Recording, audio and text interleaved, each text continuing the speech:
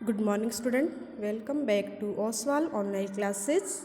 आज हम क्लास 7 का चैप्टर 20 विप्लव गायन पढ़ेंगे, है ना। कविता है बालकृष्ण शर्मा द्वारा लिखित।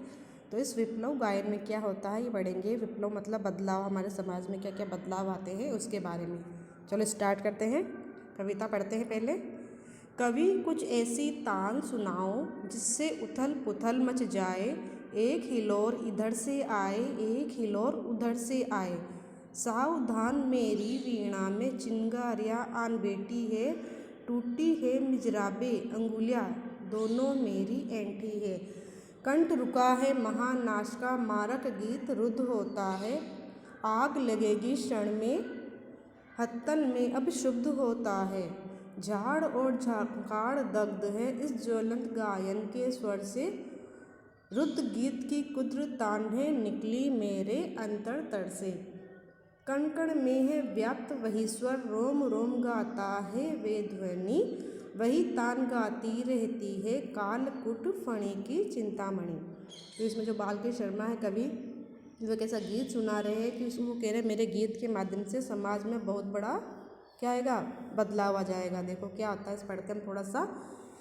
विप्लव गायन जड़ता के विरुद्ध विकास और गतिशीलता की क्रांति है ना। विकास मतलब जो कि हमारे समाज में बुरी कुरीतियाँ हैं उनको दूर करने के लिए इन्होंने गीत गाया है कि मैं समाज में बदलाव करना चाहता हूँ और नया समाज का सृजन करना चाहता हूँ। इसलिए इस कवि ने इस विप्लव गीत के माध्यम से ये गीत गाकर हमें कुछ संदेश देना चाहते हैं। तो इसका सार पढ़ लेते हैं। विप्लव गायन का सार क्या है।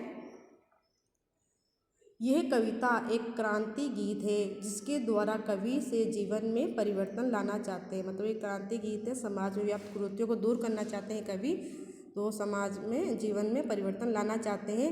उन्हें लगता है कि संघर्ष करके समाज बदला जा सकता है। इसमें जड़ता के विरुद्ध विकास और गतिशीलता की बात कही गई है।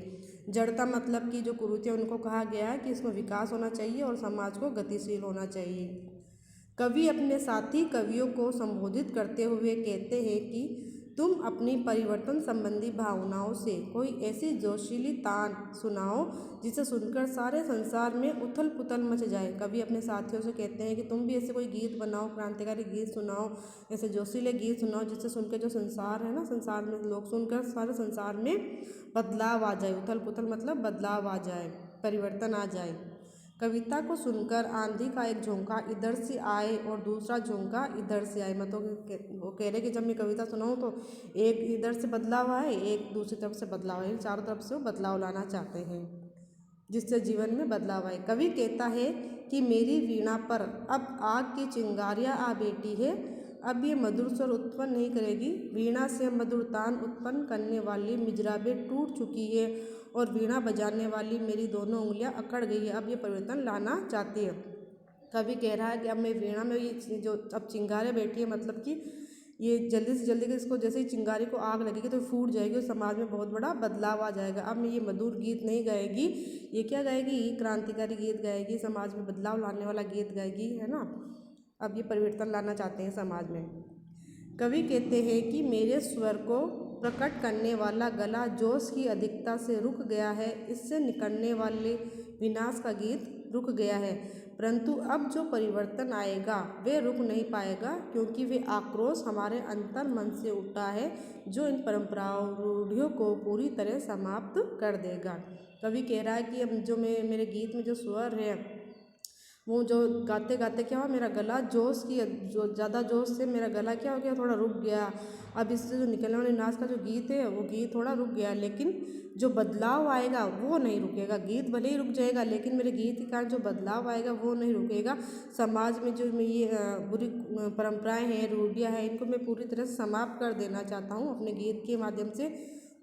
ये कहना चाहता है मेरे मन के अंदर से उत्पन्न क्रोध भरी तान से युक्त गीत सामान्य गीत नहीं है, ये तान विकास और गतिशीलता की राह में आने वाले सभी रुकावटों को जला नष्ट कर देगा। कवि कह रहा है कि जो मैं गीत गा रहा हूँ कोई साधारण गीत नहीं है, सामान्य गीत नहीं, एक क्रांतिकारी गीत है। इस गीत के माध्यम से इस समाज में क्या होगा, विकास, ये समाज विकास और गतिशीलता की ओर अग्रसर होगा। और जिसमें रुकावटें आएगी वो ये जो मेरा गीत है क्रांतिकारी गीत, वो रुकावटों और मुसीबतों को जलाकर नष्ट कर देगा, मतलब कि रास्तों से इनको हटा देगा।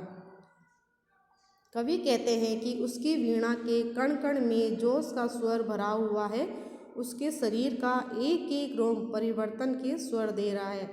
उसकी ध्वनि से बदलाव की तान ही उत्पन्न होती रहती है। जैसे जहर काल कूट को धारण करने वाले नाग के सिर पर चिंतामणि शोभा देती है, वैसे ही परिवर्तन लाने वाले का जोश मुझे में शोभा दे रहा है। कवि कह रहा है कि उसकी वाणी यानी उसकी आवाज़ के हर एक शब्द में जोश भरा हुआ है। हर जो भी शब्द निकल रहा है उसकी आवाज़ में, उसमें क्या भरा हुआ है, जोश भरा हुआ है। उसका शरीर का एक एक रोम परिवर्तन करना चाहता है, वो भी कह रहा है कि परिवर्तन की आवाज़ लगा रहा है। उसकी ध्वनि से बदलाव की तान ही उत्पन्न होती रहती है, मतलब वो जो अपने गीत गा रहा है तो उसकी ध्वनि में ये नज़र आ रहा है कि वो समाज में बदलाव लाना चाहता है, बस वही कहना चाह रहा है।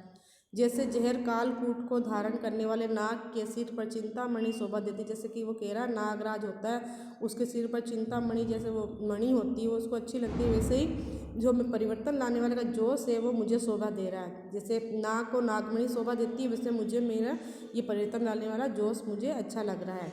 मैंने जीवन के सभी रहस्यों को समझ लिया है और यह भी समझ चुका हूँ कि समाज में परिवर्तन लाने वाले का जोश मुझ में शोभा दे रहा है। मैंने जीवन के सभी रहस्यों को समझ लिया है और ये भी समझ चुका हूँ कि समाज में परिवर्तन कैसे लाया जा सकता है। मैंने मृत्यु और विनाश की भूकृतियों में छिपे हुए पोषक सूत्रों को अच्छी तरह समझ लिया है। मुझे पता है कि विचारों के परिवर्तन से ही महानाश होगा और उसके बाद ही समाज का नव निर्माण